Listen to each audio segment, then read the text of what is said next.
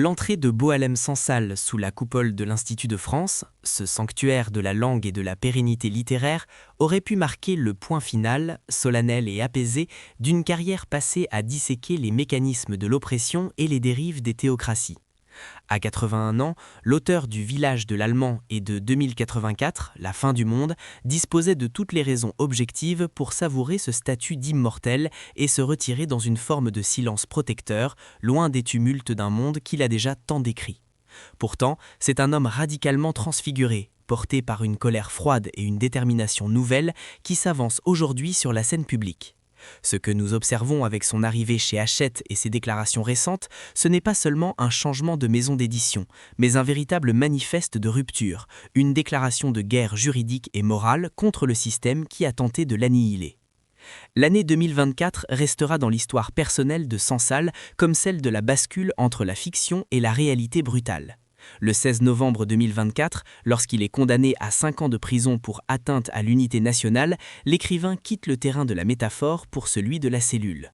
Incarcéré durant une année entière dans les geôles algériennes, il a éprouvé dans sa propre chair l'arbitraire qu'il dépeignait jusqu'alors dans ses romans. Cette expérience carcérale, loin de briser l'octogénaire, semble avoir agi comme un catalyseur. Si sa libération, obtenue grâce à l'intervention directe et pressante du président allemand Frank-Walter Steinmeier auprès d'Abdelmadjid Tebboune, a été accueillie comme un soulagement par la communauté internationale, elle a laissé chez l'intéressé un sentiment d'inachevé, voire d'injustice persistante. Pour Boualem Sansal, la grâce présidentielle n'est pas une victoire, elle est un piège sémantique et juridique. En acceptant d'être gracié, l'individu reste, aux yeux de la loi de son pays, un coupable dont on a simplement effacé la peine, mais pas le crime. C'est précisément ce que l'écrivain refuse aujourd'hui avec une virulence rare. Il refuse d'être le coupable pardonné d'un régime qu'il juge illégitime. Cette volonté de ne pas passer l'éponge se manifeste par une décision sans précédent, porter l'affaire devant la justice internationale. En annonçant son intention de demander des comptes au gouvernement algérien, Sansal déplace le curseur. Il ne s'agit plus d'une querelle entre un intellectuel et un pouvoir autoritaire, mais d'un litige de droit international, où la question de la liberté d'expression et de la détention arbitraire devient centrale. Sa question, posée au micro de Laurence Ferrari, résonne comme un cri de ralliement pour tous les dissidents. « Pourquoi m'avez-vous pris une année de ma vie ?» Derrière cette interrogation en apparence simple se cache une stratégie de déconstruction du système judiciaire algérien. En exigeant un procès qu'il n'a jamais pu avoir de manière équitable, Sansal veut forcer le régime à produire des preuves de son prétendu crime d'atteinte à la sûreté de l'État. Accusation liée notamment à ses prises de position sur l'histoire des frontières entre l'Algérie et le Maroc. Le passage de Sansal de Gallimard vers le groupe Hachette pour rejoindre l'écurie de Grasset constitue le second volet de cette stratégie d'émancipation. Gallimard, sa maison historique, a joué un rôle crucial, presque diplomatique dans les coulisses de sa libération. Mais cette protection, aussi efficace fut-elle, est devenue pour l'écrivain une forme de tutelle. En rompant avec la rue de Sébastien Bottin, Sansal brise les chaînes de la gratitude. Il ne veut plus être l'objet de négociations secrètes entre Paris et Alger. Il ne veut plus que son sort soit lié aux équilibres précaires de la relation franco-algérienne, souvent dictés par des impératifs énergétiques ou sécuritaires. Sa déclaration est limpide. Il ne veut plus être l'otage de tout le monde. En choisissant Grasset à l'occasion du bicentenaire d'Hachette, il s'offre un nouveau porte-voix, libéré des compromis de la diplomatie littéraire. Il affirme ainsi que sa liberté de parole ne dépend d'aucun comité de soutien, aussi noble soit-il, mais de sa seule volonté d'homme libre. Cette détermination se double d'une dimension éthique profonde. Sansal refuse de se taire alors que d'autres restent derrière les barreaux.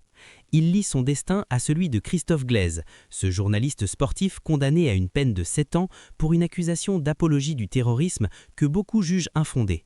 En mentionnant Glaise dans ses interventions, l'académicien rappelle que sa propre libération est une exception, qui ne doit pas occulter la règle de la répression. Il s'érige contre cette gêne qu'il ressentait à son retour, cette pression invisible qui le poussait à l'autocensure pour ne pas froisser les relations bilatérales entre les deux rives de la Méditerranée.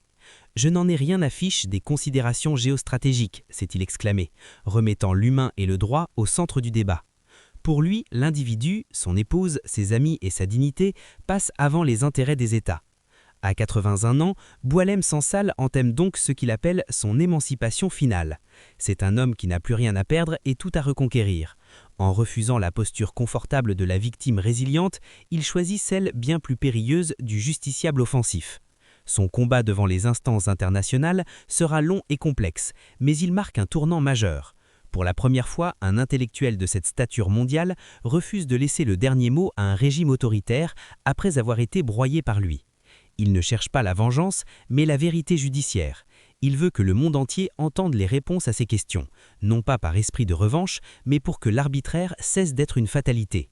Sansal, l'immortel, prouve ainsi que la littérature n'est pas seulement un refuge, mais une arme de précision capable de demander des comptes au pouvoir, même après une année de silence forcé dans l'ombre d'un cachot.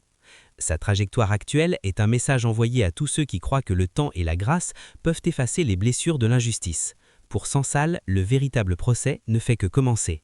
Si vous voulez suivre toute l'actualité en France comme à l'étranger, un seul réflexe. Abonnez-vous à Axe Info et activez les notifications.